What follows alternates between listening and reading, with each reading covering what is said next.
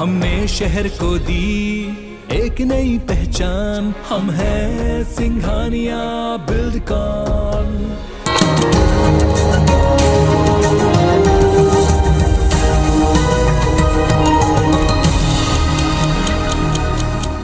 नमस्कार, सुप्रभात, good morning. आप देख रहे हैं IBC 24। मैं हूं आपके साथ राहुल सिन्हा। सुबह 7 बजे के बुलेटिन 7 की बड़ी बात में आपका स्वागत है और इस बुलेटिन की शुरुआत करेंगे इस वक्त की बड़ी खबर से। पेट्रोल डीजल की कीमतों में एक बार फिर बढ़ोतरी हुई है। लगातार ये बढ़ोतरी जारी है। आज फिर पेट्रोल डीजल के दाम में बढ़ोतरी हुई है। 80 पैसे की बढ़ोतरी हुई है। 10 दिनों में 9वीं बार पेट्रोल डीजल की कीमतें बढ़ी हैं। बड़ी खबर आपको बता रहे हैं, पेट्रोल डीजल की कीमतों में एक बार फिर से बढ़ोतरी हुई है। लगातार ये बढ़ोतरी जारी है। आज फिर 80 पैसे की बढ़ोतरी हुई है। तो 10 दिनों में 9वीं बार पेट्रोल डीजल की कीमतें बढ़ी हैं। तो लगातार महंगाई की मार पड़ रही है। एक बार फिर 80 पैसे की बढ़ोतरी हुई है। तो बढ़ती महंगाई के खिलाफ आज से देश भर में कांग्रेस आंदोलन करेगी। कांग्रेस महंगाई मुक्त भारत आंदोलन की शुरुआत करेगी। दिल्ली में कांग्रेस सांसद केंद्र सरकार के खिलाफ प्रदर्शन करेंगे। तो मध्य प्रदेश में पूर्व सीएम कमलनाथ आंदोलन की शुरुआत करेंगे। भोपाल के श्यामला हिल्स से सुबह 10:45 पर आंदोलन की शुरुआत होगी। छत्तीसगढ़ में भी कांग्रेस प्रदर्शन करेगी। पीएल पुनिया कांग्रेस कार्यकर्ताओं के साथ खैरागढ़ में प्रदर्शन करेंगे। तो पीएल पुनिया खैरागढ़ के दौरे पर जाएंगे और वहीं पर आज महंगाई मुक्त भारत आंदोलन की शुरुआत करेंगे। यहां पर प्रदर्शन करेंगे। तो देश भर में आज प्रदर्शन होगा। दिल्ली में कांग्रेस सांसद केंद्र सरकार के खिलाफ प्रदर्शन करेंगे। मध्य प्रदेश में पूर्व सीएम कमलनाथ इस आंदोलन की शुरुआत करेंगे। भोपाल के श्यामला हिल से सुबह 10:45 पर आंदोलन की शुरुआत करेंगे। तो लगातार पेट्रोल डीजल गैस की बढ़ती कीमतों को लेकर कांग्रेस आज महंगाई मुक्त भारत आंदोलन की शुरुआत करने जा रही। देश भर में प्रदर्शन होगा। छत्तीसगढ़ और मध्य प्रदेश में भी जोरदार प्रदर्शन करेगी कांग्रेस।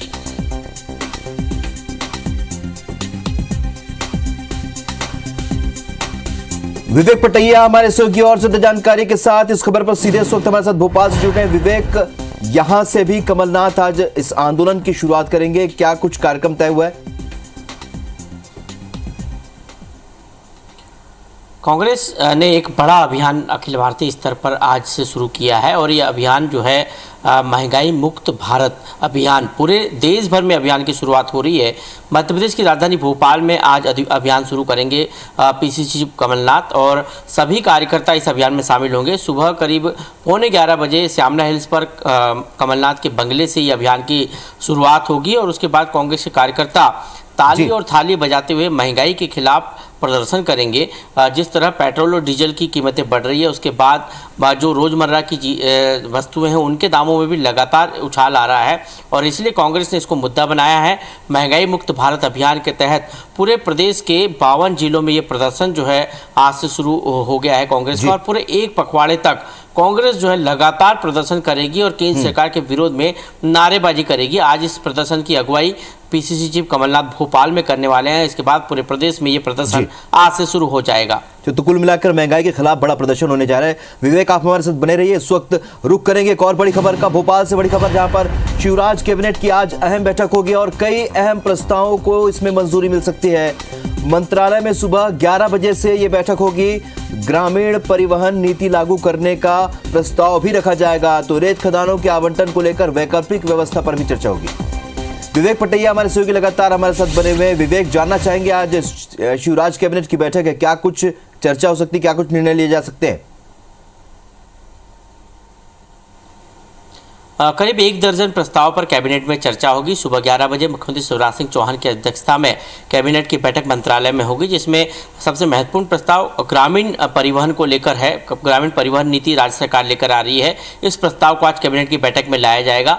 संभवतः पायलट प्रोजेक्ट के रूप में 2 जिले, जिसमें सीहोर और विदिशा में इस ग्रामीण परिवहन नीति को शुरू किया जा सकता है, जिस प्रस्ताव पर आज कैबिनेट की मुहर लगेगी। इसके साथ ही पिछले दिनों जिन ठेकेदारों ने रेत की खदानें सरेंडर की है या फिर जो रेत की खदानें बंद है, उनके पुनः संचालन के लिए क्या व्यवस्था हो सकती है, इस प्रस्ताव पर, खनिज विभाग के प्रस्ताव पर कैबिनेट की आज चर्चा होगी कैबिनेट की बैठक में। इसके साथ ही जो 181 हेल्पलाइन है, इसके शुल्क पर आज की कैबिनेट की बैठक में चर्चा होगी। भांग की जो नई दरें हैं उसके प्रस्ताव पर, जो वाणिज्यिक विभाग का प्रस्ताव है, और उस पर चर्चा होगी। देवारण्य योजना के क्रियान्वयन पर भी आज की कैबिनेट की बैठक में चर्चा होगी। तो करीब 1 दर्जन प्रस्ताव जो है आज की कैबिनेट की बैठक में लाए जा रहे हैं। साथ ही पचमढ़ी चिंतन शिविर में जो एजेंडे थे, जो मुख्य बिंदु निकलकर सामने आए हैं, उन पर भी मुख्यमंत्री शिवराज सिंह चौहान मंत्रियों के साथ चर्चा करेंगे। चलिए आप बने रहिए। विवेक, इस वक्त एक और बड़ी बैठक के बारे में आपको बता दें।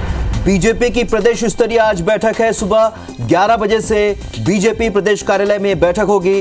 राष्ट्रीय सह संगठन महामंत्री शिव प्रकाश ये बैठक लेंगे। सीएम शिवराज और प्रदेश अध्यक्ष वीडी शर्मा भी इस बैठक में मौजूद रहेंगे। विवेक, बीजेपी की ये बैठक है, क्या कुछ इसमें चर्चा हो सकती है, क्या रणनीति बन सकती है?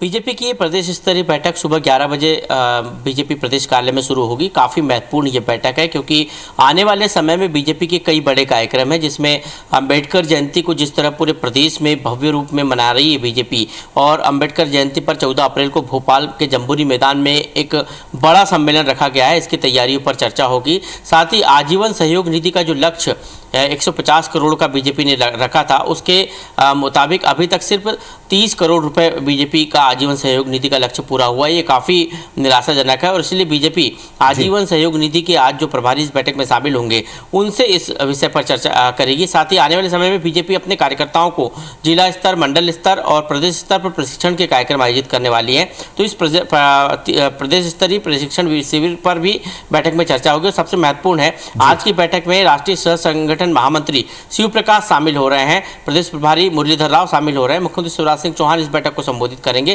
तो ये बैठक काफी महत्वपूर्ण है, और पूरे दिन जो है आज बीजेपी मंथन करेंगी, क्योंकि आगामी साल में मध्य प्रदेश में विधानसभा के चुनाव हैं, और इस लिहाज से ये बैठक काफी महत्वपूर्ण है।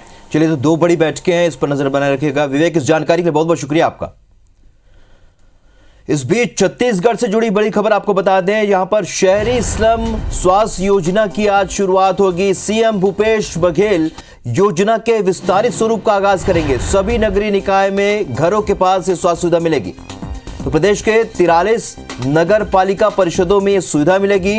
111 नगर पंचायतों में भी स्वास्थ्य सुविधा मिलेगी। मोबाइल मेडिकल यूनिट और दाई दीदी क्लिनिक के जरिए सुविधाएं मिलेंगी।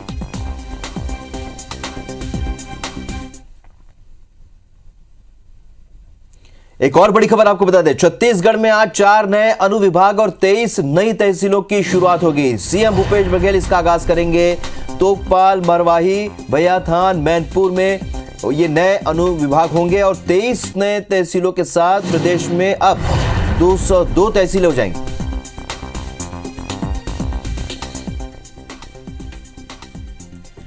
छत्तीसगढ़ से जुड़ी एक और बड़ी खबर आपको बता दें, खैरागढ़ उपचुनाव की जंग तेज हो चुकी है। खैरागढ़ चुनाव प्रचार में आज कांग्रेस के दिग्गज उतरेंगे। सीएम भूपेश बघेल और पीएल पुनिया का आज खैरागढ़ दौरा है। खैरागढ़ में प्रचार अभियान में सीएम भूपेश बघेल भी शामिल होंगे।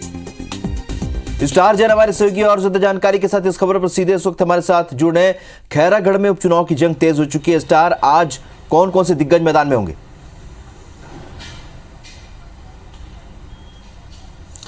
देखिए, लगातार खैरागढ़ जैसे जैसे चुनाव की तारीख नज़दीक आती जा रही है, सियासी पारा वहाँ का और तेज होते जा रहा है। चुनाव प्रचार भी बहुत तेज होते जा रहा है। डोर टू डोर कैंपेन जो प्रत्याशी कर रहे हैं वो तो अलग है, लेकिन पार्टियों की तरफ से जो बड़े नेता है उनको अब मैदान में उतारा जा चुका है।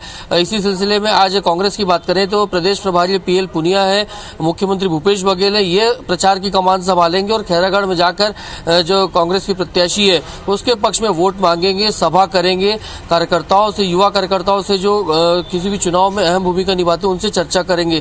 तो एक प्रकार से कहा जा सकता है कि सियासी पारा जो है खैरागढ़ उपचुनाव का काफी तेज है, और जैसे जैसे ये तारीखें नजदीक आते जाएंगी इसमें और तेजी देखने को मिलेगी। और कहीं ना कहीं इससे साबित होता है कि भले एक उपचुनाव हो, लेकिन कांग्रेस हो चाहे बीजेपी हो, अपने तमाम दिग्गजों को वो इस चुनाव में उतार रही है, और उसका उद्देश्य एक ही है कि किसी भी तरीके से चुनाव को हल्के में नहीं लेना और बड़े पुरजोर तरीके से चुनाव को लड़ना है। चलिए, तो लगातार अपडेट भी हम अपने दर्शकों तक पहुंचाते रहेंगे। स्टार, इस जानकारी के लिए बहुत बहुत शुक्रिया आपका। बात करेंगे रीवा की उस अहम खबर की जहां पर आयोजित उर्स के मेले में कव्वाली गाते वक्त हिंदुस्तान के खिलाफ टिप्पणी करना कव्वाल शरीफ परवाज को महंगा पड़ गया। मामले को लेकर शरीफ परवाज के खिलाफ मनगवा थाने में एफआईआर दर्ज की गई है। बताया जा रहा है कि कव्वाल शरीफ परवाज की आपत्तिजनक टिप्पणी के बाद एक वीडियो सोशल मीडिया पर तेजी के साथ वायरल हुआ, जिसके आधार पर स्थानीय लोगों ने मामले की शिकायत थाने में दर्ज कराई, जिस पर आईपीसी की धाराओं के तहत प्रकरण पंजीबद्ध कर लिया गया। आपको बता दें कि इस कार्यक्रम में बतौर मुख्य अतिथि बीजेपी के विधायक पंचूलाल प्रजापति भी मौजूद थे। अब देखना यह होगा कि आरोपी की गिरफ्तारी कब तक होती है। क्या कुछ कव्वाल ने कहा था, आइए आपको सुनाते हैं। मोदी जी कहते हैं हम हैं, योगी जी कहते हैं हम हैं, अमित शाह कहते हैं हम हैं, मगर है कौन? कौन है? अगर गरीब नवाज चाह लेना तो हिंदुस्तान पता ही नहीं चलेगा कहां पर बसा था, कहां पर था। हाँ, ये वलियों का वो मकाम है कि अगर नजर फेर लेते हैं तो पूरे शहर वीरान कर देते हैं। जरा हिस्ट्री पढ़ लो तो पता चल जाएगा। तो कव्वाल शरीफ परवाज पर एफआईआर हुई। आपने सुना किस तरीके से उन्होंने देश के खिलाफ आपत्तिजनक टिप्पणी की, और ये जो वीडियो है सोशल मीडिया पर वायरल हुआ, उसके बाद स्थानीय लोगों ने इसकी शिकायत की है और इसके बाद इस पर एफआईआर दर्ज हुई है और जल्दी गिरफ्तारी होगी। हिंदुस्तान पता ही नहीं चलेगा कहां पर बसा था, कहां पर था। हाँ, ये राजीव पांडे हमारे सहयोगी फोन लाइन पर जुड़ चुके हैं। राजीव, किन धाराओं के तहत मामला दर्ज हुआ है? पूरे शहर वीरान कर रीवा जिले के मनगवा थाना क्षेत्र अंतर्गत का पूरा मामला है। यहाँ पे कव्वाल शरीफ जो कव्वाल गाने के लिए यहाँ इनको बुलाया गया था, तो यहाँ पे आपत्तिजनक इन्होंने टिप्पणी की थी हिंदुस्तान को खत्म करने की, और हिंदुस्तान का पता नहीं चलेगा, इस तरह की इन्होंने आपत्तिजनक बयानबाजी यहाँ पे की थी। जिसके बाद यहाँ पे शिकायत हुई और शिकायत के बाद यहाँ पे 153, 502 और 298 के तहत अभी प्रथम दृष्टया अपराध पंजीबद्ध कर लिया गया है। और यहाँ पे जो आयोजक करता थे, जिन्होंने आयोजन का कार्यक्रम रखा था, अरेंजमेंट किए थे, उनको भी इसमें आरोपी बनाया गया है। और जो कव्वाली करने आए हुए थे, जिनको बुलाया गया था, वो और जो इस तरह की बयानबाजी किए हैं, उनको भी आरोपी बनाया गया है। अभी राजीव, जानना चाहेंगे क्या इन लोगों की गिरफ्तारी हो गई जो आरोपी है? जी बिल्कुल, बताना चाहूंगा कि पुलिस का ये कहना है कि अपराध पंजीबद्ध करने के बाद अभी तलाश उनकी जारी है। हालांकि अभी पुलिस की गिरफ्त में दो में से कोई भी लोग नहीं आए हैं, लेकिन जल्द ही इनको गिरफ्तार कर लिया जाएगा। चलिए राजीव, इस जानकारी के लिए बहुत बहुत शुक्रिया। गिरफ्तारी नहीं हुई, जल्द गिरफ्तारी होगी कहा है पुलिस ने। अधिकारी का क्या कहना है, आइए आपको सुनाते हैं। करेक्ट, वो 28 तारीख को जो कव्वाली का प्रोग्राम था उसका वीडियो वायरल हुआ जो कल, उसके बाद फिर कुछ लोगों के द्वारा शिकायत की गई मनगवा थाने में। तो उनकी शिकायतों पर 2 लोगों के विरुद्ध प्रमुख कव्वाल है जिनका नाम है शरीफ परवाज, और उसके जो उर्स कमेटी के जहाँ वो आए थे, जिन्होंने प्रोग्राम का आयोजित किया था, उन लोगों के खिलाफ प्रकरण पंजीबद्ध करके विवेचना में लिया गया है। आगे बढ़ते हैं और बात करते हैं रीवा की एक और अहम खबर की, जहां के राज निवास भवन में किशोरी के साथ दुष्कर्म मामले पर घटना का मुख्य आरोपी कथावाचक संत सीताराम को सिंगरौली जिले से गिरफ्तार कर लिया गया है। आरोपी नाई की दुकान पर बाल कटवा रहा था, तभी सिंगरौली पुलिस ने दबिश दी और आरोपी को अरेस्ट किया। अभी आरोपी को रीवा लाया जा रहा है। बताया जा रहा है कि आरोपी संत सीताराम अपनी पहचान छुपाने के लिए बाल कटवा रहा था।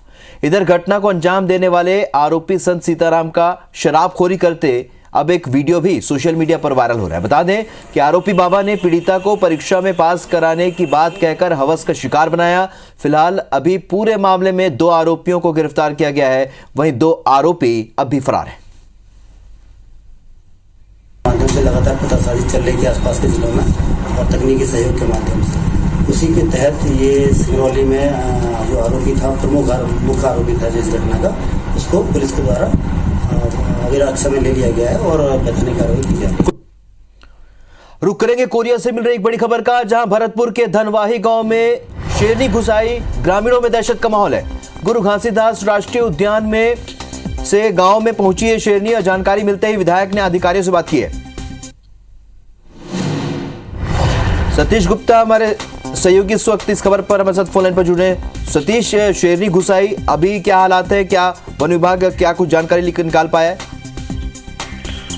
देखिए राहुल, मैं बता दूं कि ये कल रात में इस तरह की बात आई थी कि जो भरतपुर विकासखंड का सोनवाही गांव है, वहां पर इसके शेर की घुसने की खबर आई थी, जिससे ग्रामीणों में दहशत का माहौल बन गया था।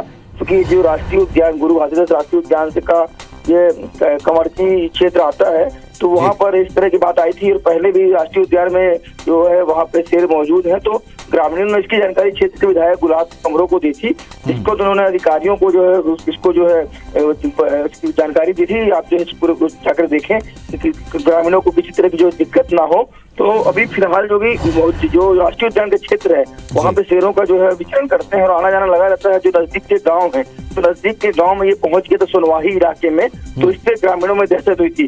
फिलहाल किसी तरह की जो है किसी तरह घटना की जानकारी नहीं मिली है कि कोई नुकसान हुआ हो, और वापस हो सकता है जो है वो जंगल में वापस चला गया हो। चलिए, जानकारी के लिए बहुत बहुत शुक्रिया सतीश आपका। दर्शकों को हम तस्वीरें भी दिखा रहे हैं किस तरीके से ये शेरनी गांव में घुस आई। लोगों में दहशत का माहौल है।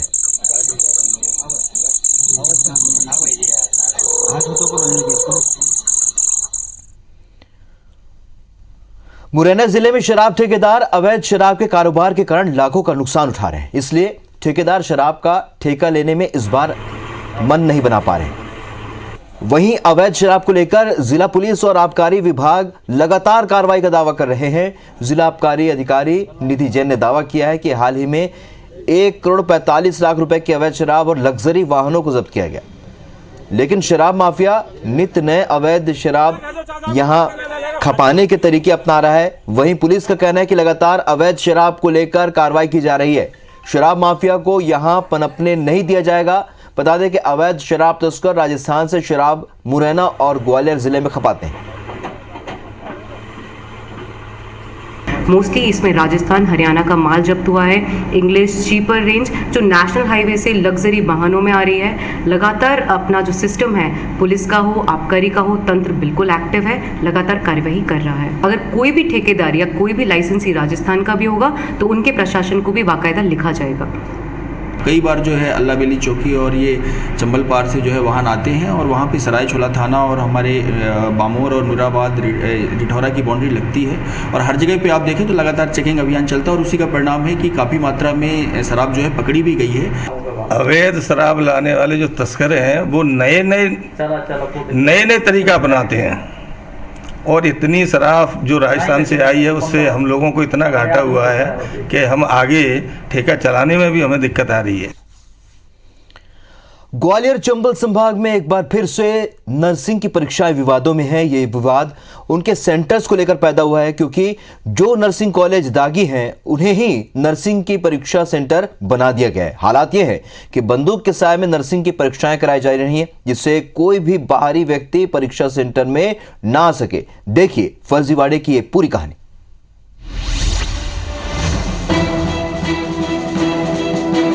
सैकड़ों की संख्या में दिख रहे ये छात्र नर्सिंग के हैं जो देश के अलग अलग राज्यों से ग्वालियर आए हुए हैं। इनमें बिहार, झारखंड, राजस्थान, गुजरात के साथ साथ मध्य प्रदेश के दूसरे जिलों से छात्र शामिल हैं। अब सवाल ये है कि आखिर बिहार, झारखंड और राजस्थान के बच्चों की पसंद ग्वालियर क्यों है? तो इसकी वजह यह है कि यहाँ एडमिशन से लेकर परीक्षा में पास कराने का ठेका निजी नर्सिंग कॉलेज लेते हैं। यकीन न हो तो इन बच्चों की जुबानी ही सुन लीजिए। हम लोग आदर्श कॉलेज से हैं और झारखंड के रहने वाले हैं। अच्छा, तो झारखंड से ग्वालियर क्यों पसंद किया आपने? वहाँ पे एग्जैक्टली थोड़ा प्रॉब्लम था तो इसलिए फिर यहीं पे करवा लिया। कहाँ के, क्या नाम है आपका, कहाँ के रहने वाले हो? बिहार से रहने वाला है, निशा कुमारी नाम है। तो ग्वालियर क्यों पसंद किया आपने? इसलिए कि यहीं से नर्सिंग ज्यादा करके लोग जा रहा है, इसलिए हम भी यहीं करवाए। यहाँ पे प्राइवेट कॉलेज है, यहाँ पे सुविधा है। हमारे बिहार में वहाँ पे फीस ज्यादा लगते हैं। और इधर क्या रहता है?